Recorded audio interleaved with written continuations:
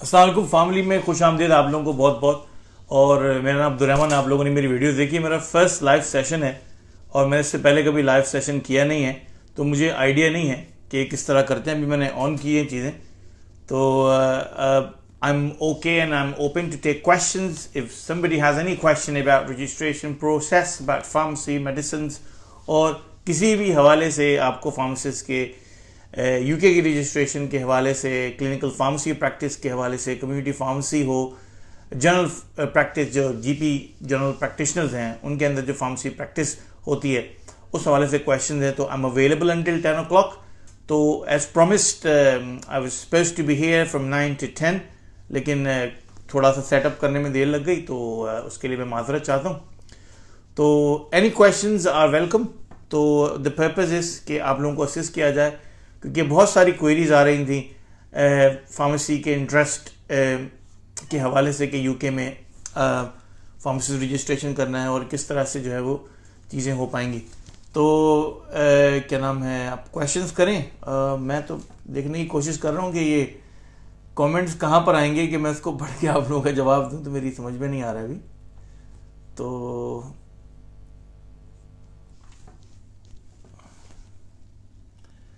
आप लोगों को आवाज़ सही आ रही है मेरी?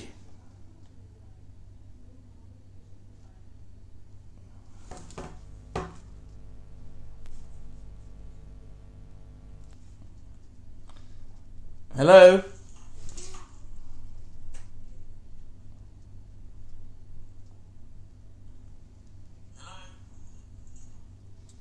मुझे लगता है काफ़ी देर से आवाज़ आ रही है।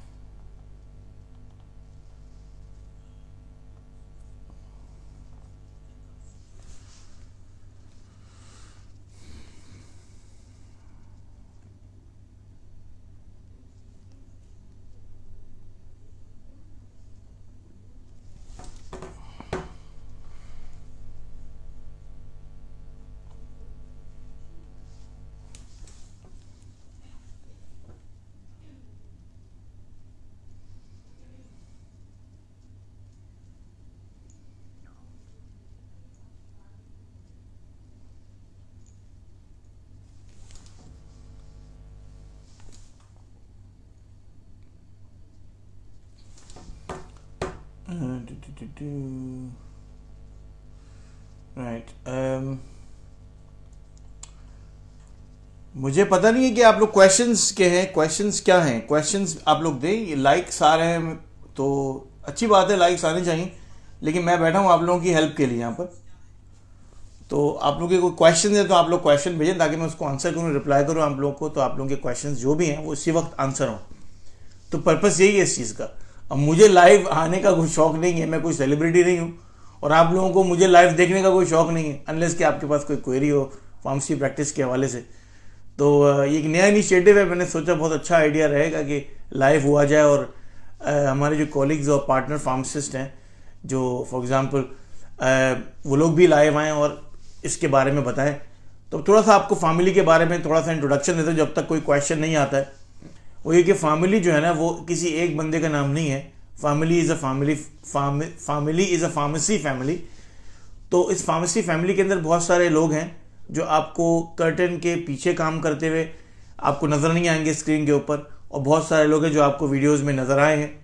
हम लोग उसको एक्सपेंड करने की कोशिश कर रहे हैं। कम्प्लीटली नॉन प्रॉफिट ऑर्गेनाइजेशन तो ऐसा सच नहीं कहूँगा, ये एक कोशिश है मैं कहूँगा, कि इस हवाले से कि हमने डिसाइड किया कि हम लोग साथ मिलके कि भाई फार्मेसी प्रोफेशन के लिए कुछ किया जाए, खासकर उन कंट्रीज़ में जैसे हमारे पाकिस्तान या सब कॉन्टिनेंट कंट्रीज़ हैं, तो वहाँ पर जो फार्मेसी प्रैक्टिस है वो नियरली नॉन एग्जिस्टेंट है। तो इसके अंदर कंट्रीब्यूटर्स जो हैं उसमें मैं शामिल हूँ। मेरा नाम अब्दुर्रहमान फारूकी है, और इसके अलावा ज़फ़र ख़ान खागी साहब हैं जो बिहाइंड द कर्टन्स हैं। अभी इंशाल्लाह वो आएंगे, स्क्रीन पर भी आएंगे और आप लोगों से बात भी करेंगे इंशाल्लाह। तो उनकी बहुत ज़्यादा कंट्रीब्यूशन है इस हवाले से, क्योंकि ये वीडियोस बनाना, कंटेंट लिखना तो ये एक काम है, इसके अलावा इसको रन करना, लोगों में शेयर करना और लोगों की क्वेरीज को जवाब देना। अब ज़ाहिर है आप लोग इतनी क्वेरीज करते हैं 24/7 हमारे फैमिली पेज पर भी, और बैकग्राउंड पे जो इनबॉक्स में मैसेजेस होते हैं, तो बहुत सारी चीज़ों को डील करना, और हमारा रिस्पॉन्स टाइम भी बहुत हाई है।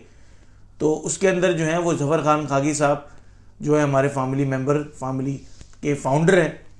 तो इनके अलावा जो है इन्होंने बहुत सारी रिप्लाईज ये करते हैं, तो उसके बाद टच में रहते हैं। कोई ऐसा रिप्लाई हो, क्वेश्चन हो जिसका ये समझते हैं कि उसके लिए बेटर है कि मैं रिप्लाई करूं या कोई और बंदा जो हमारे कंट्रीब्यूटर हैं वो रिप्लाई करें, तो वो उसको फॉरवर्ड कर देते हैं।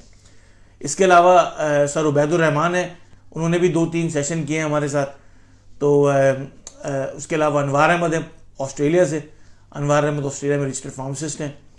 अच्छा, इसके अलावा इफ्तिखार खान है, तो Iftikhar Khan Bradford based pharmacist है हमारे।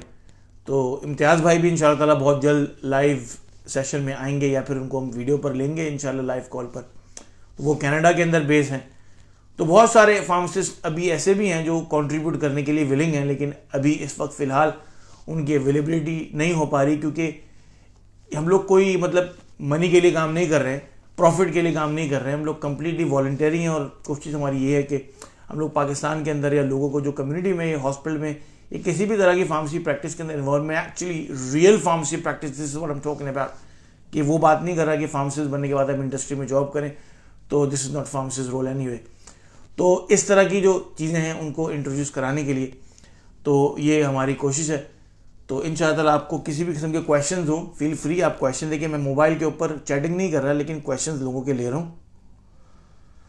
तो आप कोई क्वेश्चन करें, मेरे पास तकरीबन 34 मिनट्स और हैं मेरे टाइम के इंशाअल्लाह, तो इस सेशन को यूज़फुल बनाएं। वरना वीडियोस वगैरह जो हैं वो तो आएंगी, तो फिर वो तो अलग सेशंस हैं। तो आई don't C questions coming through. तो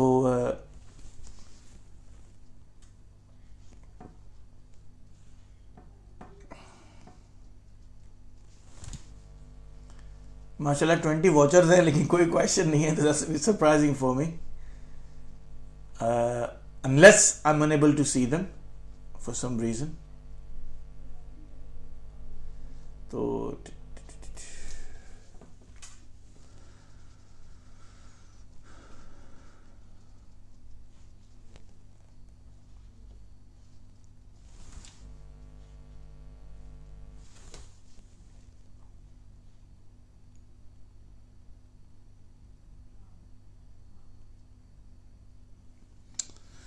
तो इस वक्त तक तो कोई क्वेश्चन नहीं आ रहे हैं, लोगों के लाइक्स आ रहे हैं। तो मैं अपनी बात रिपीट करता हूँ कि यहाँ पर मैं लाइक्स के लिए नहीं हूँ, मैं टाइम निकाल रहा हूँ अपनी वर्क लाइफ से, फैमिली लाइफ से 1 घंटे के लिए, कि आप लोगों के क्वेश्चंस आंसर किए जाएं जो आप लोग इनबॉक्स में करते हैं और फैमिली के पेज पे करते हैं। तो उसके लिए वॉलंटरी टाइम निकाला गया था कि आप लोगों की किसी भी किस्म की क्वेरीज हैं, कन्फ्यूजन है, तो उसके लिए हम लोग अवेलेबल हैं। लाइव सेशन का ये पर्पज़ है। तो अभी I am not able to see any questions. तो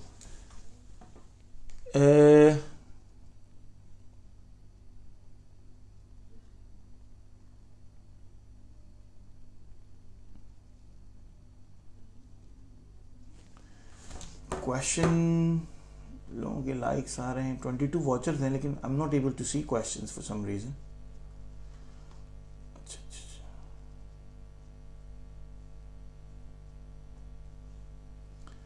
Right, there are a lot of comments now I can see. It says something went wrong. Are you guys able to see me? I don't understand. Question, can I ask? Okay.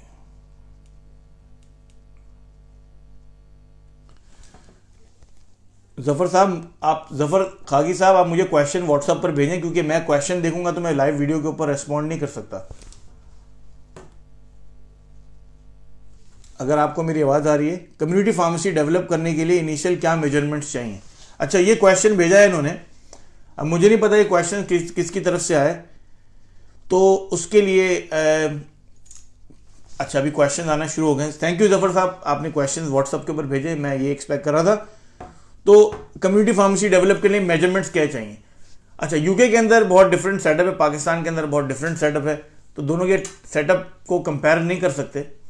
यहां पर तो आप setup लगा ही नहीं सकते जब तक general pharmaceutical council की आपके पास अप्रूवल ना हो। और पूरे यूनाइटेड किंगडम में इस वक्त लाइसेंस जो है फार्मेसी के वो बंद हो चुके हैं। बहुत सारे लाइसेंसेस की टाइप्स होती है यहाँ पर। एक लाइसेंस होते हैं कि आप जो है वो नॉर्मल आवर्स जो आपके होते हैं, तकरीबन मिनिमम कॉन्ट्रैक्ट होता है, मुझे एग्जैक्ट नहीं पता, 35 से 35 आवर्स मेरे ख्याल से मिनिमम कॉन्ट्रैक्ट होता है यहाँ पर, जो पुराने कॉन्ट्रैक्ट्स थे NHS के। उसका मतलब है कि NHS जो है वो यहाँ पर नेशनल हेल्थ सर्विसेज जो है, तो वो आप उसका कॉन्ट्रैक्ट लेते थे और आपको जनरल फार्मास्यूटिकल काउंसिल अलाउ करता था कि आप फार्मेसी प्रीमिसेस खोल सकते हैं।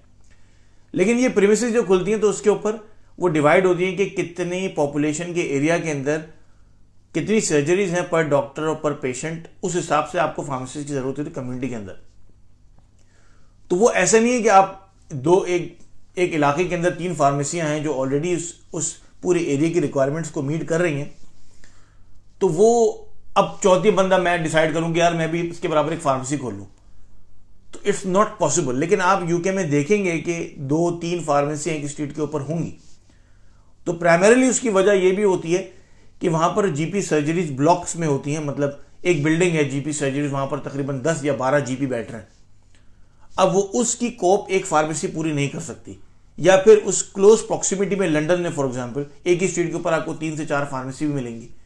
तो लंदन की पॉपुलेशन बहुत ज्यादा, तो वहां पर चीजें डिफरेंट है। इसके बरक्स आप लंदन से दूर चले तो पॉपुलेशन कम होती रहती है। तो अब उसके हिसाब से परमिशन मिलती थी पहले कि आप जो है ना नॉर्मल कॉन्ट्रैक्टेड आवर्स जीपीएससी के लिए, वो बंद हो चुकी है। अब कोई बंदा भी ये चाहे कि वो नॉर्मल कॉन्ट्रैक्ट आवर्स की फार्मेसी खोलना चाहे तो वो खोल नहीं सकता, खरीद सकता है। मतलब जो एग्जिस्टिंग फार्मेसी ओनर्स हैं उनसे वो बाय कर सकते हैं, परचेस कर सकते हैं। अच्छा, दूसरी बात रही कि कौन से कॉन्ट्रैक्ट्स मिलते हैं। तो अभी तक जो कॉन्ट्रैक्ट्स मिल रहे थे तो अब उनकी भी बात हुई थी कि ये भी बंद हो जाएंगे, वो थे extended hours contract.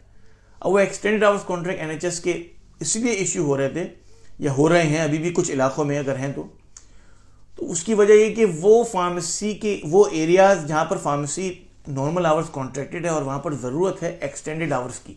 Extended hours क्या है? 100 hours per week. 100 hours per week का मतलब है कि आप तकरीबन approximately 16 hours per day times 6 खोलेंगे तो आपकी 96 आवर्स बनेंगी, और फिर आपको संडे भी खोलना पड़ेगा 4 आवर्स के लिए। तो ये एक्सटेंड आवर्स का जो सर्विसेज है NHS कॉन्ट्रैक्ट प्रोवाइड करते हैं जो फार्मासिस्ट हैं, तो उसका मकसद ये है कि इलाके के अंदर जिन लोगों को फार्मासिस्ट की ज़रूरत हो तो वो लेट आवर्स भी आ सकते हैं। फॉर एग्जांपल कि अगर मैं वर्किंग इंडिविजुअल हूँ और मैं 9 to 5 जॉब करता हूँ, मैं घर आता हूँ तो 6 बजे आता हूँ, उस वक्त तो मेरी फार्मेसी क्लोज है।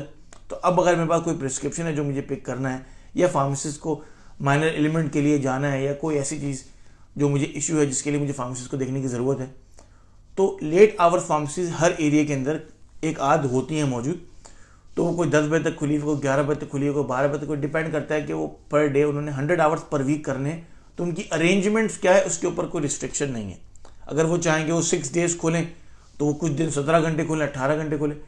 Normally average on an average 16 hours per day pharmacy खुलती है लॉन्गर आवर्स के अंदर। अच्छा, खुलने के बाद उसका सेटअप क्या है? सेटअप के अंदर उसकी चीजें, NHS का यहाँ पर कॉन्ट्रैक्ट होता है। पाकिस्तान के अंदर डिफरेंट, पाकिस्तान के अंदर फार्मेसी इज अ शॉप, कि आपने शॉप खोल ली, आपके अपने हिसाब से सर्विस प्रोवाइड करें, आपको जो सर्विस प्रोवाइड करनी है, जो आपकी फीजिबिलिटी है, जो आपके एरिया की रिक्वायरमेंट है, जो आपके पेशेंट्स की डिमांड है। इसके अलावा आप वहाँ पर अपनी मेडिसिन रखें। और अगेन पाकिस्तान के अंदर डिफरेंट इस वजह से कि पाकिस्तान के अंदर जो आपके जीपीज जिस फार्मास्यूटिकल कंपनीज की दवाइयाँ प्रिस्क्राइब करेंगे आपको वो रखनी है ताकि वो चलें। यहाँ पर वो डिफरेंट प्रैक्टिस है, क्योंकि यहाँ पर जो, सॉरी मुझे जफर साहब की कॉल लेनी है। जी जफर,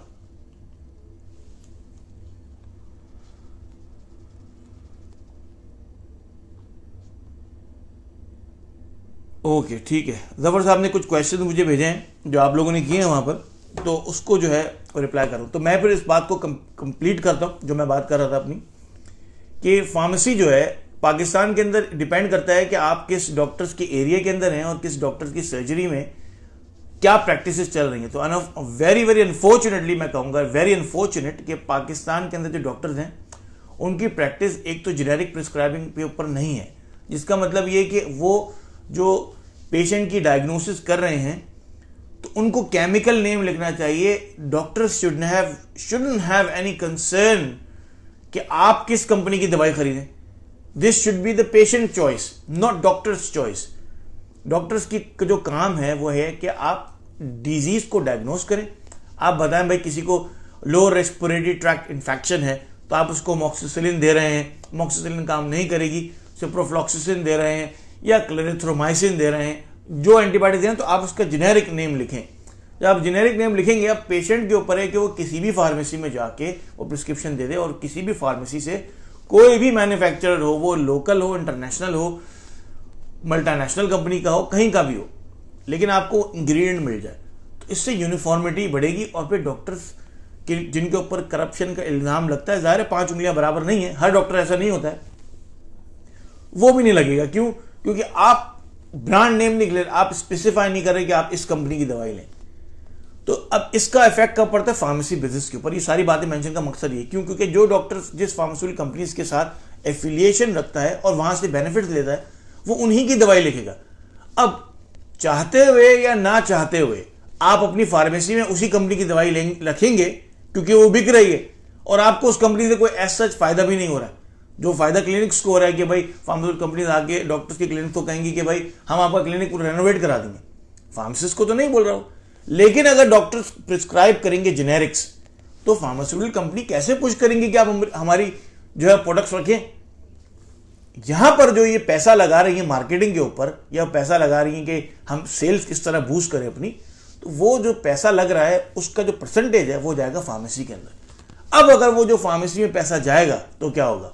फार्मेसी उनकी दवाई रखेगा, पेशेंट को काउंसिल करेगा कि यार ये कंपनी की दवाई उस कंपनी से बेटर है, इसलिए मैं रख रहा हूं, मैं आपको दे रहा हूं। अब जाहिर है लोग आएंगे, लोगों को चॉइसेस मिलनी चाहिए कि भाई क्लेरिथ्रोमाइसिन अगर कंपनी ए की है, मैं किसी कंपनी का नाम नहीं ले रहा, तो कंपनी ए की 15 रुपए की एक गोली है या 28 का पैक है, और बी कंपनी का जनाब पैक है 25 रुपीज़ का, और ये सी कंपनी है जो मल्टीनेशनल है और बहुत बड़ी कंपनी है, इसका पैक है 50 रुपीज़ का। तो आपको कौन सा लेना है? हमारे पास तीनों कंपनीज अवेलेबल है। तो पेशेंट सोचेगा ठीक है, अब मैं हूँ फॉर एग्जाम्पल, मैं कहीं पर जाऊँगा तो मैं बोलूँगा यार मुझे सबसे अच्छी कंपनी की दवाई चाहिए। क्यों? क्योंकि मुझे मेक श्योर करना है कि वो दवाई एक्चुअली जाके अंदर काम भी करे। मैं ऐसी कंपनी की दवाई नहीं लूंगा जो काम नहीं करेगी। तो अब यहां पर क्या हो रहा है कि वो कंपनी आके आपको पैसे देंगी ताकि आप अपना फार्मेसी बिजनेस जो है ना उनकी कंपनी के हिसाब से बूस्ट करें। वो स्टॉल्स भी लगाएंगे, आप एक रेनोवेट भी करेंगे। ये जो मनी आएंगे ना, एक्स्ट्रा पैसे जो फार्मेसी कंपनी से, ये फार्मेसिस्ट अपनी डेवलपमेंट के ऊपर खर्च कर सकता है, फार्मेसिस्ट एक और फार्मेसी रख सकता है, फार्मेसिस्ट की सैलरी बढ़ सकती है, फार्मेसिस्ट का ओनर जो है उसके पास एक्स्ट्रा सोर्स ऑफ इनकम है डेवलप करने के लिए। यहां पर कम्युनिटी फार्मेसिस्ट का रोल डेवलप होता है, एक्स्ट्रा फंडिंग। यूके में कैसे डेवलप हो रहा है? यूके में तो सारा एनएचएस है, नेशनल हेल्थ सर्विस, फार्मेसिस्ट को भी पैसे दे रही है, डॉक्टर्स को भी पैसे, सबको पैसे दे रही है, तो गवर्नमेंट का है। तो आप कॉन्ट्रैक्ट, आप सर फॉर एग्जाम्पल मैं पाकिस्तान के अंदर जनाब पेशेंट आए 5 मेडिकेशंस के ऊपर, मुझे उसको मेडिसिन रिव्यूज करने हैं उसके 5 मेडिसिन पर, मैं करूंगा, वो बहुत खुश होंगे, ठीक है, लेकिन मुझे एक्स्ट्रा पैसे क्या देंगे? अगर मैं चार्ज करूंगा कि भाई 2000 रुपीज आपका मेडिकेशन यूज रिव्यू करूंगा, तो कोई भी नहीं आएगा। पाकिस्तान में बोलेगा 2000 रुपीज सिर्फ रिव्यू करने के लिए, लेकिन उनको पता ही नहीं है कि रिव्यू कितना जरूरी है उनके लिए, वो जो मेडिकेशन लॉन्ग टर्म ले रहे हैं वो किस तरह एफिशिएंटली काम करेंगी, और अननेसेसरी प्रिस्क्राइबिंग को हम किस तरह रोक सकते हैं। इसको पॉलीफार्मेसी भी कहते हैं कि अगर आपके डॉक्टर ने 5 दवाइयां आपको लिख दी हैं, तो फार्मासिस्ट बता सकता है कि वो 5 दवाइयों और आपके सिम्टम्स के साथ, डिजीज के साथ उसका मैच किस तरह जा सकता है और किस तरह इंप्रूव हो सकता है। हो सकता है कि आपका फार्मासिस्ट आपको एडवाइस करे नहीं 5 नहीं 4 की जरूरत है या 3 की जरूरत है, इसमें आपका काम हो जाएगा। तो इस तरह आपकी कॉस्ट लॉन्ग टर्म में बचेगी, लेकिन चीजें अंडरस्टैंड करने की। तो पाकिस्तान के अंदर सेटअप लगाने के लिए डिफरेंट चीजें कंसिडर करने की, यूके में सेटअप लगाने के लिए बहुत ज्यादा डिफरेंट चीजें कंसिडर करने की, और डिपेंड करता है कि आप कौन सी सर्विस और कौन सी एरिया में क्या प्रोवाइड कर रहे हैं। अच्छा, मैं लाइव क्वेश्चन कैसे देखूं? मुझे ये आ गया, अच्छा ठीक है। अच्छा, एक और क्वेश्चन है, any research treatment for corona virus. अच्छा, कोरोना वायरस जो है वो एक वायरस है, जाहिर वायरल ट्रीटमेंट, वायरस या वायरल इलनेस की ट्रीटमेंट जो है वो एंटीवायरल से ही होती है, एंटीबायोटिक से नहीं होती। अब कोरोना वायरस के सिम्टम्स हैं, लोग एंटीबायोटिक खा रहे हैं, it's not going to work. तो सिंपल ये मैसेज है, कोरोना वायरस की ट्रीटमेंट के लिए सबसे अच्छी चीज एक तो ये है कि इस्लाम ने आपको बता दिया पाक कैसे रहना। सिंपल सी बात है, पहली चीज, सबसे पहली जो मेन चीज है वो नोट करें कि मुसलमान जब बाथरूम जाता है तो पानी से वॉश करते हैं जरूरत के बाद। किससे? पानी से। यूनिवर्सल सॉल्वेंट है, सही है, कोई चीज ज्यादा एसिडिक नहीं है ना ज्यादा अल्कैलिनिक है, बिल्कुल न्यूट्रल है, आप उससे वॉश करते हैं, हाथ वॉश करते हैं, सही है। अब यहां पर क्या हो रही चीजें, यहां पर टिश्यू से वाइप हो रहे हैं, वॉश नहीं हो रहे, तो यहां पर गंदगी क्रिएट हो रही है। फिर हमारे यहां सुन्नत है खाने से पहले हाथ धोना, वजू करना नमाज से पहले, 5 वक्त वजू बावजू रहना सुन्नत है। अब वजू के अंदर जो चीजें मैंने कल वीडियो में डिस्कस की हैं कि आप देखें कि बॉडी की जो भी एक्सट्रीमिटीज हैं, वो आपके हाथ के कोने हो, सर का कोना हो, कान का कोना हो, मुंह का कोना हो, नाक का कोना हो, या फिर पूरी बॉडी अगर आप जा रहे हैं जो कवर्ड है, जो एक्सपोज एरिया उनकी बात कर रहे हैं। और एक्सपोज एरिया वो हैं कि जो बाहर की चीजों से एक्सपोज होते हैं और जिससे माइक्रो ऑर्गेनिज्म आपकी बॉडी में जा सकता है। अब पैर हैं, अब ज़ाहिर जूते चप्पलें, हम लोग तो गर्मियों की कंट्री के अंदर तो चप्पलें ही पहने घूमते हैं, मोजे और बड़े बड़े बूट तो नहीं पहनते ना, ठंडी इतनी नहीं होती, तो पैर भी एक्सपोज है। तो आप खूबसूरती चेक करें कि जो पार्ट बॉडी का एक्सपोज है उसको रिंस करना है। आप बताएं कहां से माइक्रो ऑर्गेनिज्म जाएगा? ये साइंस की रिसर्चेज और सारी की सारी चीजें ये बताती नहीं है क्या करना है। ये over the years they have proven कि कुरान और सुन्नत की जो चीजें हैं वो सही हैं। तो इनको इतने साल लग रहे हैं प्रूव करने में। जो हमारी चीजें 1445 साल पहले ऑलरेडी प्रूव हो चुकी थी, तो अब वो चीजें जो है वो सुन्नत नबी सल्लल्लाहु अलैहि वसल्लम है, तो वो चीजें साइंस अब प्रूव करी कितना बेनिफिट। अब देखें आप, अभी आज मैं बात कर रहा हूं, कुछ सालों के बाद आएगा कि भाई टिश्यू से वाइप करना जो है ना सही नहीं है। आप बाथरूम जाए तो आप वाटर से तो वॉश करें, प्रॉपर तरीके से वॉश नहीं होगा। वो बताए कौन कौन सी बीमारियां हो रही हैं, क्या हो रहा है क्या नहीं हो रहा, अब अंदाजा करें। तो ये चीजें भी आएंगी ज़ाहिर। अब हैंड वॉश का आ गया भाई, सही ना। अभी हैंड वॉश का आया है कि नोज को रिंस करना, ये नहीं आया माउथ को वॉश करना। कुछ दिनों बाद कहेंगे कि एफिशिएंट तरीका यही है कि हम वजू के ऊपर इसी के ऊपर कामयाबी। तो कोरोना वायरस हो, कोई भी वायरस हो, अल्लाह ताला से मदद मांगे। एंटीवायरल की एंटीबायोटिक्स की जरूरत नहीं है। अपने आप को हमेशा बावजू रखें। उसके बाद अगर सिम्टम्स आ रहे हैं तो सिम्टोमेटिक रिलीफ रखें, कोशिश करें नेचुरल इंग्रेडिएंट से ट्रीट करें। तो अब नेचुरल इंग्रेडिएंट्स जो है वो थाउजेंड्स ऑफ ईयर्स उनकी एविडेंस है, थाउजेंड्स ऑफ ईयर्स की प्रैक्टिस है। अब कोई भी आपको दवाई मिलती है तो उसकी प्रैक्टिस का, उसकी एविडेंस जो है ना बहुत लिमिटेड होती है। तो ज़ाहिर है अगर आपका डिसीजन है कि आप वो सोर्स यूज करना चाहेंगे जो नेचुरल है और जो मैनमेड नहीं है और जिसका ज़ाहिर है ज़मीन से निकली हैं चीज़ें, वो नेचर से ज़्यादा क्लोज है, तो उसके इफेक्ट, साइड इफेक्ट्स वगैरह कम होते हैं। इसका मतलब ये नहीं कि आप मेडिकेशन यूज ना करें, मेडिकेशन भी यूज करें, लेकिन थोड़ा सा चॉइसेस रखिए सब चीज। वो ऐसा नहीं कि आप सब चीजों में मेडिकेशन खा रहे हैं या मेडिकेशन यूज कर रहे हैं। जाहिर है अब मैं फार्मासिस्ट हूं, मैं आपको एडवाइस करूंगा, लेकिन अननेसेसरी मेडिकेशन यूज के ऊपर मैं आपको एडवाइस नहीं करूंगा। तो जहां पर जो चीजें हनी और लेमन से, फॉर एग्जाम्पल कि अगर खांसी हो रही है हनी और लेमन से वो चीज गर्म पानी से वो पीने से आपकी सही हो रही है, तो मैं तो आपको नहीं कहूंगा ना कि आप कॉफ सिरप इस्तेमाल करें। लेकिन अगर आप चाह रहे हैं कि कॉफ सिरप इस्तेमाल करना, आप जरूर करें, आपकी चॉइस है, आपका राइट है। तो ये तो मैंने सेकंड क्वेश्चन का जवाब दिया है। अब बाकी साहब दें कौन सा है। Service provide by community pharmacist. अच्छा, कम्युनिटी फार्मेसी की जो सर्विसेज हैं उसके ऊपर पूरे सेशन पढ़े हैं वीडियोस में, तो आप देखिए उसमें माने एलिमेंट आती है, उसके स्मोकिंग सजेशन है, उसमें सब्सटेंस मिसयूज है, उसके अंदर मेडिकेशन यूज रिव्यू है, उसके अंदर न्यू मेडिसिन सर्विस है, you name it, this is a big list. तो वो सारी की सारी, और फिर यहाँ पर तो कुछ ज्यादा सर्विसेज भी प्रोवाइड होती है जो पाकिस्तान के अंदर अप्रोप्रिएट नहीं है। फॉर एग्जाम्पल इमरजेंसी कॉन्ट्रासेप्शन है और इरेक्टाइल डिसफंक्शन है, ये सब फार्मेसिस्ट यहाँ पर सर्विस प्रोवाइड करते हैं, तो ये भी है उसके अलावा। अच्छा, इसके बाद है फ्यूचर ऑफ कम्युनिटी फार्मेसी इन पाकिस्तान। पाकिस्तान के अंदर कम्युनिटी फार्मेसी का प्रोफेशन जो है वो डिपेंड करता है कि आप लोग किस तरह चाहते हैं कि हो। अब अगर लोग चाहते हैं कि इंडस्ट्री में जाते जाएं, तो वो इग्नोरेंस की बात है कि अगर आप लोग नहीं आना चाहेंगे कम्युनिटी फार्मेसी के अंदर या हॉस्पिटल फार्मेसी के अंदर, तो ये सिस्टम कभी इंप्रूव नहीं होगा। आप जैसे लोग जब कम्युनिटी और हॉस्पिटल के अंदर काम करेंगे, उसके बाद हम अभी मल्टीमीडिया की दुनिया में रहते हैं और हमारी जो कम्युनिकेशन है वो बहुत फास्ट है। मैं इस वक्त मैनचेस्टर से बैठ कर आपसे लाइव बात कर रहा हूँ। इसी तरह से बहुत सारी वीडियो क्लिप्स और बहुत सारी प्रैक्टिसेस आप ऑनलाइन भी देख सकते हैं। तो अगर आप विलिंग है कोई काम करने के लिए और अच्छा काम करने के लिए और अपनी कम्युनिटी के लिए कुछ कंट्रीब्यूट करने के लिए, तो आप एक सेटअप बनाएं और अपने आप को एग्जाम्पलरी बनाएं चीजों के अंदर कि मैं कम्युनिटी फार्मेसी में काम करूंगा, लोगों की खिदमत करूंगा और मैं इस तरह से काम करूंगा। तो इस तरह चीजें इंप्रूव होंगी, तो आज से आइंदा 10, 15, 20 साल में जाके पाकिस्तान के अंदर चेंज आएगा फार्मेसी प्रैक्टिस के हवाले से। लेकिन अगर हम अपने आप को इग्नोर करते रहेंगे और फिर जो बंदा अच्छा काम करना चाहे भी थोड़ा सा, उसके ऊपर उंगलियां उठाते रहेंगे, हाथ उठाते रहेंगे, यार तुमने क्या कर लिया, तो इस तरह नहीं होगा। जो छोटा सा भी अच्छा काम कर रहा है उसको अप्रिशिएट करें, उसको सराहें और उसके बाद जो है वो कोशिश करें कि उसका साथ अगर नहीं दे सकते आप तो उसको क्रिटिसाइज भी नहीं करें बगैर जरूरत। अच्छा, एक और क्वेश्चन आया है भाई, हाउ डू यू सी, अच्छा मैं कैसे देखता हूं फ्यूचर फार्मेसिस्ट। तो मैं फिर इसी तरह से मैंने जिस तरह आपको अर्ज किया कि यहां पर जो है लैक ऑफ ट्रेनिंग का जो है ना वो बहुत बड़ा इश्यू है। अब लैक ऑफ जब तक ट्रेनिंग नहीं होगी, मैं जो आपसे बातें कर रहा हूं मेरी माशाल्लाह 12 मंथ्स की प्री रजिस्ट्रेशन ट्रेनिंग हुई है।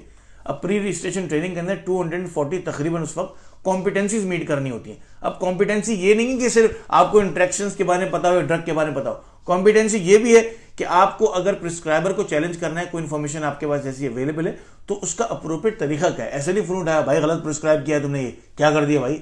उसका एक तरीका, एक पूरा चैनल है, तो आप कैसे करेंगे। फिर आप पेशेंट के साथ कम्युनिकेशन कैसी रखेंगे, अगर पेशेंट एग्रेसिव हो तो उसको आप डील कैसे करेंगे।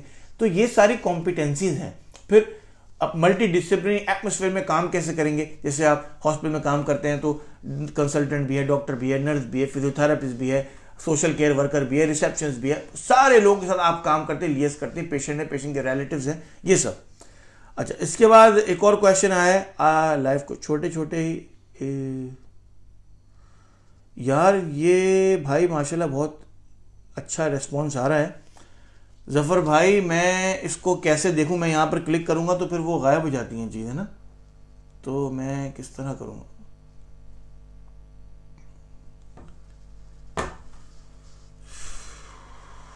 ये लोड हो रहा है। बेस्ट ये कि जफर साहब आप मुझे व्हाट्सएप के ऊपर क्वेश्चन भेजते रहें। अच्छा, साजिद इकबाल साहब, good job, thank you sir, बहुत बहुत शुक्रिया। अच्छा, रिजवान साहब माशाल्लाह great boss, thank you sir boss, कैसे हैं आप, खैरियत से। अच्छा अच्छा अच्छा अच्छा अच्छा, how to get knowledge along with maintaining marks पे सेशन भी करें। अच्छा ठीक है, और सेकंड ईयर में प्रैक्टिस करने से चाहें तो कोई हो सकता है गाइडेंस दें डिटेल में। मुनीफ साहब का मैसेज आया कि गेट नॉलेज। भाई मैं अपने बारे में बताऊं आपको, तो मैंने कभी भी जो है ना मार्क्स के लिए पढ़ाई नहीं की। हमेशा कोशिश मेरी ये थी कि कॉन्सेप्ट क्लियर करूं। आप कॉन्सेप्ट क्लियर करेंगे, आपको पता चलेगा कि बॉडी में हो क्या रहा है। सिंपल फार्मेसी की जो स्टडी है वो बड़ी सिंपल है। पहले आप फिजियोलॉजी पता करें कि बॉडी के अंदर चल क्या रहा है, नॉर्मल फंक्शनिंग ऑफ बॉडी क्या है। उसके बाद आप पैथोलॉजी पता करें कि भाई अगर कोई बीमारी होती है तो वो पैथोलॉजी जो बॉडी में हुई है, समथिंग एबनॉर्मल, तो वो कहां पर हुई है। अब जाहिर है कि अगर आपको पता हो कि ये गाड़ी है और गाड़ी का इंजन है, गाड़ी ऐसे चलती है, अब फिर ये चलना रुक गई, तो फिर आपको पता होगा कि इसका जो मैकेनिज्म चलना रुका है, यहां पर खराबी है, ये पैथोलॉजी है। तीसरी चीज है फार्माकोलॉजी, आप दवाई देंगे और दवाई कैसे जाके इसको करेक्ट करेगी। इन तीन चीजों के ऊपर फार्मेसी बनती है। अब फार्माकोलॉजी जाहिर है मैं एक लाइन के अंदर कह रहा हूं कैसे देके करेगी, लेकिन ये फार्माकोलॉजी बहुत बड़ी फील्ड है। इसके अंदर फार्माकोकाइनेटिक्स भी है, फार्माकोडायनेमिक्स भी है। तो अगर आपको समझ के पढ़ना है, समझ के पढ़ें, तो ये आपके फ्यूचर में जाके काम आएगा। लेकिन अगर आप मार्क्स के लिए पढ़ रहे हैं तो हो सकता है कि आपकी डिस्टिंक्शन आ जाए, आप टॉपर हो अपनी क्लास के अंदर, लेकिन when it comes to practice, तो वहां पर आप अपनी जो नॉलेज है, जो नॉलेज नहीं कहूंगा क्योंकि मार्क्स के लिए चीजें होती हैं, वो फिर वो मेमोराइजेशन होती है। अब मेमोराइजेशन ऑफ इंफॉर्मेशन जो है इट वुडंट लास्ट लॉन्ग, लेकिन नॉलेज और कॉन्सेप्ट जो है they will last for ever. और फिर जब आप प्रैक्टिस के अंदर आते हैं तो अपनी थियोरेटिकल नॉलेज या कॉन्सेप्ट जो आपने गेन किए हैं उसको अप्लाई करते हैं। लेकिन जो आपने रट्टे लगा के मार्क्स गेन किए भाई इससे मेरे मार्क्स तो आपके जबरदस्त आएंगे भाई, आप टॉप कर लेंगे, लेकिन प्रैक्टिस के अंदर जाके बड़ा मुश्किल हो जाएगा आपके लिए। ये नहीं कि सर्वाइव, बहुत सारे लोग रट्टा लगा के भी सर्वाइव करते हैं, लेकिन ये कि जाहिर है आगे जाने के लिए आपको फॉर एग्जाम्पल किसी को समझाना है, कोई कॉन्सेप्ट देना है, तो बड़ा मुश्किल हो जाएगा। अच्छा, उसके बाद भाई थैंक यू आसिफ साहब, थैंक यू आपके एफर्ट का, अप्रिसिएशन का। अच्छा भाई, और क्या है भाई, अपना 18 मोर कमेंट्स। अच्छा भाई, तो ये कौन सा कमेंट है बॉस। अच्छा यार, ये पढ़ना वढ़ना जो है ना, ये थोड़ा सा मुश्किल हो जाता है। Want to know which is easy pharmacy to get student visa. अच्छा अच्छा, ये कहने के हसन रजा साहब का मैसेज आया कि किस तरह कौन सी चीज इजी है, स्टूडेंट वीजा या रेस्पेक्टिव कंट्री का रजिस्ट्रेशन। अच्छा, डिपेंड करता है बहुत सारी चीजें। बाहर आने के लिए भाई पहले देखना है कि भाई आपके पास जेब में पैसे कितने, क्योंकि बिलीव इट और नॉट, ये दुनिया पैसे की है भाई। आपकी जेब में पैसे हैं, आप दुनिया भर घूम सकते हैं, रजिस्ट्रेशन भी हो जाएगी, सब कुछ हो जाएगा, लेकिन पैसे नहीं है तो थोड़ा मुश्किल हो जाता है। अब मुश्किल होने का मतलब ये नहीं कि नामुमकिन है, तो अपने आप को डिसाइड नहीं करें, लेकिन पैसा होना जरूरी है, जरूरत है लाइफ की। पैसा इज नॉट अबाउट एवरीथिंग, लेकिन जरूरत है। स्टूडेंट वीजा के ऊपर आने के लिए या ऑस्पैप पर आने के लिए ऑन स्टूडेंट वीजा खर्चा मोरलेस सेम है। फर्क क्या है कि आपको आइट्स निकाल के अपने आप को मनवाना है, 7 in all चाहिए आपको ऑस्पैप के अंदर, मेरी वीडियोस में आपने देखा है, और इससे कम जो है ना वो नहीं चलेगा। लेकिन अगर आपको स्टूडेंट वीजा पे किसी और कोर्स में आना है, वो बहुत लंबा रूट है, और मैं सजेस्ट और रेकमेंड भी नहीं करूंगा कि आप स्टूडेंट वीजा के ऊपर आइट्स लेके किसी और कोर्स पर आए। यहाँ पर 2-4 साल जो है वो बहुत बुरी, मतलब या हालात जो है स्टूडेंट के वो इतने ज्यादा फेवरेबल नहीं है।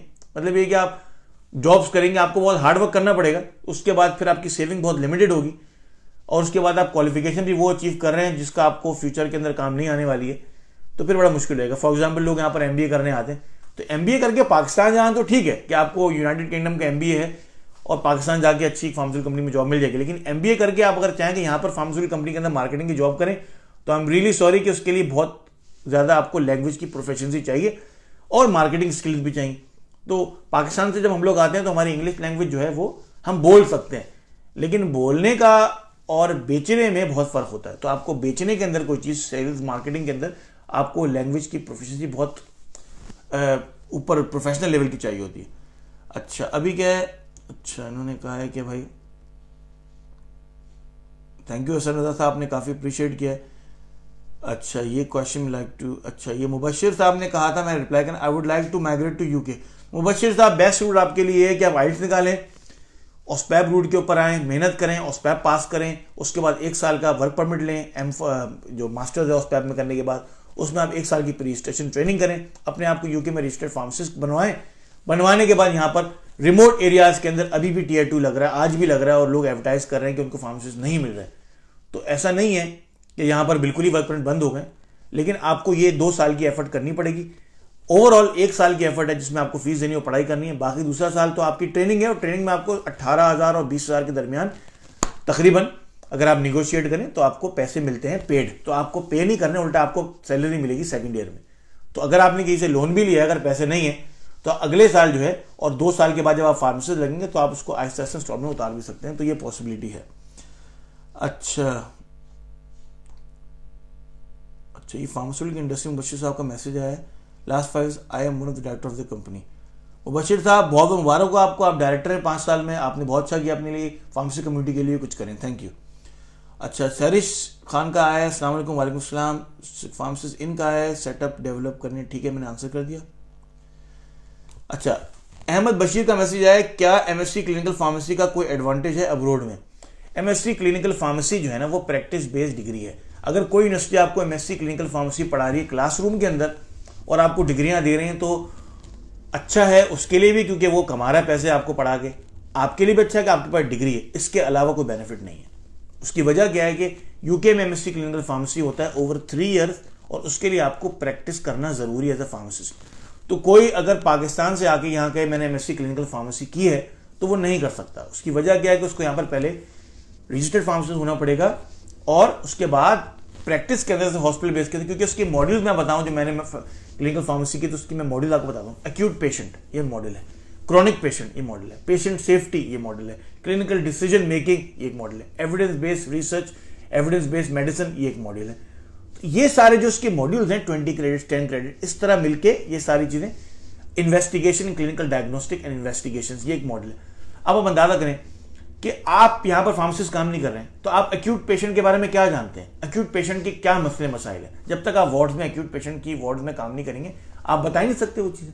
हाँ आप कर लेंगे इंटरनेट से निकाल के सोर्सेस, लेकिन वो जाहिर है फिर वो तो वही वाला करना होगा जो फार्मेसी पाकिस्तान पढ़ा रहे हैं, तो वो पढ़ने वाला भी पढ़ा रहा है पढ़ के, और पढ़ने के बाद भी मतलब कहानियां हैं बेसिकली। जो पढ़ा रहा है उसने भी पढ़ा हुआ है, कहीं प्रैक्टिस नहीं की, उसने भी कहानियां सुनी हुई हैं आगे से पढ़ के और अपनी कहानियां अच्छी तरीके से बता रहा है। और आप समझे मेरी बात, ज़्यादा मैं बात नहीं करूंगा इसके ऊपर। अच्छा ये हो गया है, लैपटॉप बहुत स्लो चल रहा है। अच्छा भाई ये और क्वेश्चंस मुझे नज़र नहीं आ रहे हैं। जफर साहब क्या कहते हैं आप?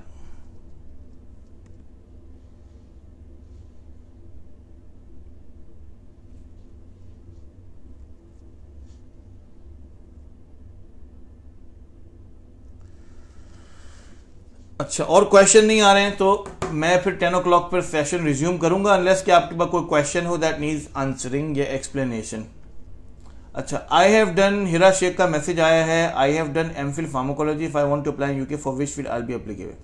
अच्छा हिरा शेख आप एमफिल करें, पीएचडी करें या कोई भी डिग्री करें, अगर आपको यूके में एज ए फार्मासिस्ट प्रैक्टिस करना है तो आपको बेसिक जो रूट है ऑस्पैप रजिस्ट्रेशन फार्मेसी वो करना पड़ेगा। अच्छा अगर आप सजेशन मार रही हैं कि एमफिल के बाद फार्माकोलॉजी में आप क्या करना चाह रही हैं तो एमफिल के बाद आप पीएचडी में अप्लाई करें। पीएचडी फार्माकोलॉजी के अंदर जो है ना बहुत सारी यूनिवर्सिटीज ऑफर करती हैं, रिसर्च बेस्ड डिग्री है और आप एमफिल रिसर्च में किया हुआ है, मास्टर फिलोसफी है, तो आप फिर बहुत सारी यूनिवर्सिटीज़ हैं उस पर अप्लाई करें और रिसर्च करें। लेकिन ज़ाहिर है ये फार्मेसी प्रैक्टिस से थोड़ा सा हटके है, ये भी एक फील्ड है, बहुत अच्छी फील्ड है।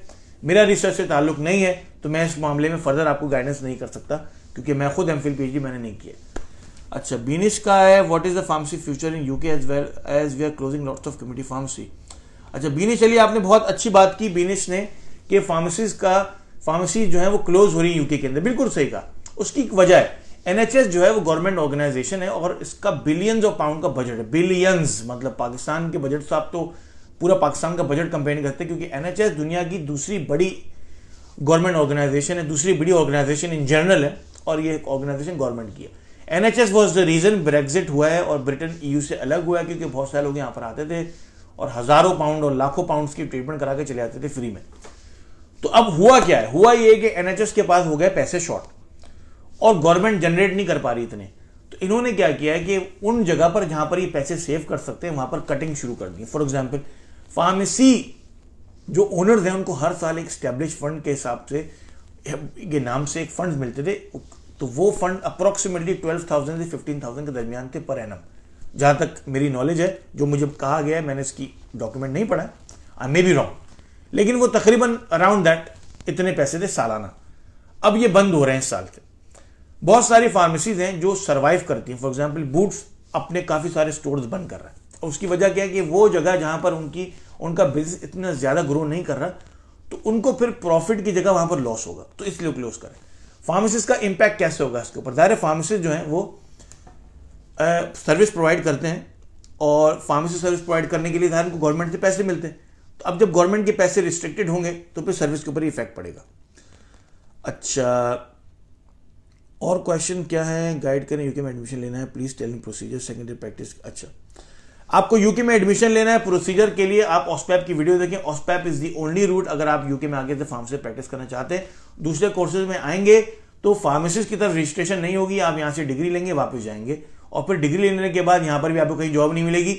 जॉब मिलेगी तो किसी फार्मेसी के अंदर डिस्पेंसर की जॉब मिलेगी, जिसके लिए आपको जरूरत नहीं है, आप ओवर क्वालिफाइड होंगे इस जॉब के लिए। तो कितनी भी डिग्री आप फार्मेसी में ले लें, you can not work as a pharmacist in United Kingdom unless कि आप वो रजिस्ट्रेशन का रूट लें, ठीक है। अच्छा, अगेन सोहेल खटक साहब ने मैसेज किया है कि भाई मैं सऊदी अरब में फार्मेसिस्ट हूं, मेरे पास कोई क्लिनिकल डिग्री नहीं है, सिर्फ फार्मडीए कैन आई प्रैक्टिस। अच्छा, पहली चीज ये आपके पास doctor pharmacy itself is a clinical degree, सही है, लेकिन आप यूके के अंदर फार्मेसिस्ट प्रैक्टिस करने के लिए किसी भी रूट से, किसी भी कंट्री से आए, आपको ऑस्पैप के अलावा कोई एग्जामिशन नहीं है, तो आप ऑस्पैप के थ्रू ही आएंगे, वही आइल्स करेंगे, वो जो रिक्वायरमेंट पाकिस्तानियों के लिए है, वही रिक्वायरमेंट कैनेडियन अमेरिकन के लिए भी है, वही रिक्वायरमेंट जनाब ऑस्ट्रेलियंस के लिए भी है। थोड़ी सी रिलैक्सेशन है क्योंकि सिस्टर कंट्रीज हैं, लेकिन जाहिर है उनको भी 1 साल की ट्रेनिंग करनी पड़ती है। यूरोप की एग्जामिशन थी, यूरोपियन कंट्रीज की एग्जामिशन थी कि वो आके प्रैक्टिस कर सकते थे being in the EU, United यूरोपीय यूनियन, लेकिन अब ब्रेक्जिट हो गया है तो उनकी भी गाइडलाइंस चेंज हो गया, उनके लिए भी रजिस्ट्रेशन प्रोसेस अलग से बनेगा। तो सिवाय इसके जो है वो कोई और चीज नहीं है। अच्छा, सेकेंड ईयर में प्रैक्टिस कैसे की जाए सर। अच्छा, मुनीस साहब का मैसेज है, सेकेंड ईयर में कैसे प्रैक्टिस की जाए। सेकेंड ईयर के अंदर आप भाई आपको पढ़ना है तो आप, जैसे मैंने पहले मेंशन किया, कॉन्सेप्ट बना के पढ़ें किसी भी चीज का। और अब तो आप लोग इतने जबरदस्त दौर में रह रहे हैं कि आपके पास वीडियोज हैं। जिस वक्त हमने फार्मेसी की, उस वक्त यूट्यूब की वीडियोज और ये सारी चीजें नहीं थी, तो आपको किसी चीज का कॉन्सेप्ट क्लियर करना है, हमें तो गाइडन ओपन करनी होती थी फिजियोलॉजी के लिए, तो गुडमैन गिलमैन ओपन करनी थी, तो ये किताबें ओपन करनी होती थी हम लोग को, ढूंढना था, दोस्तों से डिस्कशन होती थी। आप लोग के पास इतने सारे सोर्सेज हैं, तो आप लोगों के पास I don't see any reason कि से कि आपको समझ में नहीं आ रही चीजें। अगर आप लोग को क्लास में समझ में नहीं आता तो आप लोग डिस्कस करें, कॉन्सेप्ट्स बना के पढ़ें दोबारा। अच्छा, और क्या कमेंट्स हैं, मेरे ख्याल से ये कमेंट्स यही आए हैं अभी तक फिलहाल। तो ये ट्रायल वर्जन था हमारा लाइव वीडियो का, और माशाल्लाह से काफी अच्छा रहा है। जहां तक रिस्पांस देखें, थोड़ा सा लेट स्टार्ट हुआ, उसके लिए माजरत चाहता हूं, अपॉलॉजीज हैं। अच्छा, मुनीस साहब का एक और मैसेज आया 1 मिनट पहले, वो ये कहते हैं, मुनीस साहब बहुत एक्टिव हैं, आपका एक्टिव रहने का शुक्रिया। ये काफ़ी फार्मेसीज हैं जहां फार्मेसिस्ट हैं, लेकिन कोई क्वेश्चन पूछे जाए, मेडिकेशन गाइड ले तो खो देते हैं। ये डॉक्टर की प्रैक्टिस उनको पता है, कहने हैं फार्मेसिस्ट। अच्छा मुनीब साहब, ये काफ़ी फार्मेसी, अच्छा जैसे मैंने आपको अर्ज किया कि ये प्रैक्टिस बेस्ड लर्निंग है। जब तक आप सिचुएशन के अंदर नहीं आएंगे और खोल के चीज़ें किताबें नहीं देखेंगे, आपको याद नहीं होंगी चीज़ें। सही है ना। फॉर एग्जाम्पल छोटी सी मसला है, एक फ़ोन आया उस दिन मेरे पास, तो लर्निंग के हिसाब से बता रहा हूँ। फ़ोन क्या आया कि भाई अगले दिन बैंक हॉलीडे था, 2 दिन की छुट्टी थी और मैं फार्मेसी के ऊपर कम्युनिटी फार्मेसी में शिफ्ट कर रहा था सुबह की, इमरजेंसी कवर। तो मुझे फ़ोन आ गया मेरी कल की फ़्लाइट है और मुझे डायरिया हो गया है, और पहले तो मुझे जो है ना रेस्पिरेटरी ट्रैक इन्फेक्शन था, अब डायरिया भी हो गया, मैं क्या करूं। डॉक्टर ने मुझे अमोक्सिसिलिन का प्रिस्क्रिप्शन दिया, मैं कहाँ जाऊं, कल मेरी फ्लाइट है। मैंने कहा आपको कहीं जाने की जरूरत नहीं है, आप अमोक्सिसिलिन ले रही हैं, अमोक्सिसिलिन का वेरी कॉमन साइड इफेक्ट है डायरिया, तो आप उसके अंदर परेशान होने की जरूरत नहीं है। आप आए, या तो आप ऑल्टरनेट प्रिस्क्राइबिंग कर लें, क्योंकि मेजोरिटी ऑफ जो एंटीबायोटिक्स हैं उनका जीआई रिलेटेड साइड इफेक्ट होता ही है। तो एक तो चीज़ ये है कि आप दोबारा डॉक्टर के पास जाके उनसे रिक्वेस्ट करें कि कोई दूसरा एंटीबायोटिक प्रिस्क्राइब करें जिसके अंदर डायरिया ना हो, ठीक है ना। या फिर ऑल्टरनेटिवली आप लोपेरामाइड ले लें और एंटीबायोटिक को कंटिन्यू करें और साथ में लोपेरामाइड लें, और ज़ाहिर है फूड डाइट को अपनी कंट्रोल करें, इंशाल्लाह ये भी फाइन। तो मतलब कहने का ये है कि लॉन्ग स्टोरी शॉर्ट, कि आपको पता होना चाहिए कि डायरिया जो है अमोक्सिसिलिन का वेरी कॉमन साइड इफेक्ट है, तो उसके अंदर परेशानी की जरूरत नहीं। और इसको डायरिया हो गया, अमोक्सिसिलिन ले रही, तो ये सारी की सारी चीज़ें जो है ना ये ज़रूरी। अच्छा, मुझे गाइड करें, मैं यूके एडमिशन लेना है, एमबीए में प्रोसीजर बता दें। एमबीए में एडमिशन लेना है आपको, यूके आना है, तो सर बेस्ट बंदा आपके लिए कंसल्टेंट जो कराची के अंदर कंसल्टेंसी खोल के बैठे हुए हैं और स्टूडेंट वीज़ा देना है आपको, एमबीए के एडमिशन बताएंगे, कौन सी यूनिवर्सिटी चीप है वो बताएंगे, प्रोसेस बताएंगे क्या है। मैं यूके में फार्मासिस्ट हूँ और मैं आपको फार्मासिस्ट के रूट पर यूके आने के लिए गाइड कर सकता हूँ। तो I am very sorry, I am not the right person for you. अच्छा, आई एम रेस्टेड, अच्छा ये हो गया, चलिए ठीक है सर, ये क्वेश्चंस हो गए आंसर। तो अभी अगर अनलेस कि आपके पास कोई और क्वेश्चन है, जफर साहब आप मुझे ग्रीन लाइट दें कि I am good to go, तो फिर आई फिनिश। तो इनका मैसेज आया है,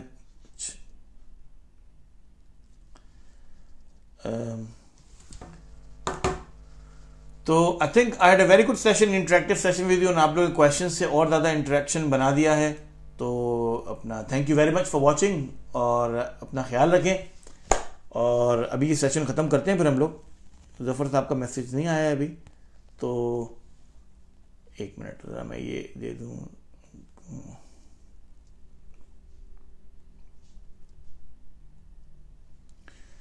तो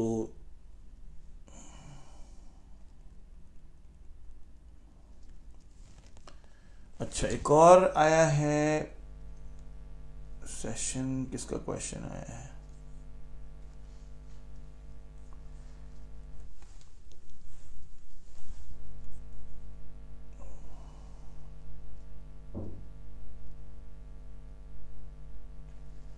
जफर, मैसेज नहीं आ रहा है जफर साहब का, लगता है जफर साहब मसरूफ है, तो कोई इश्यू नहीं है इंशाल्लाह।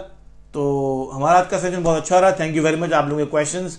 तो इस तरह अगर हम लाइव सेशंस करेंगे बाद में भी, तो पहले से अनाउंस करेंगे, थोड़ा सा इमरजेंसी बेसिस के ऊपर रात में अनाउंस हुआ है, क्योंकि मुझे ये ट्रायल करना था और जफर से भी बात हुई थी और दूसरों से भी बात हुई थी और जो हमारे कंट्रीब्यूटर्स हैं फार्मासिस्ट उनसे भी बात हुई थी, लेकिन टाइम की अवेलेबिलिटी की वजह से ये पोस्टपोन होता रहा। अगेन अपॉलॉजीज के 10 o'clock की सजेशन हुई थी, लेकिन 10 o'clock का मतलब है यहाँ पर 5 o'clock हो, तो वो इंशाल्लाह ताला हम करेंगे फिर कभी इंशाल्लाह, लेकिन 5 o'clock की कमिटमेंट जो है वो थोड़ी सी टफ हो जाती है। चलें, बहुत बहुत शुक्रिया आप लोगों ने लाइव सेशन वॉच किया, आई होप कि एंजॉय किया होगा। तो इंशाल्लाह इसके बाद भी कोई क्वेश्चन हो तो feel free to comment on our family page. Thank you so much for watching, thank you, अस्सलाम वालेकुम।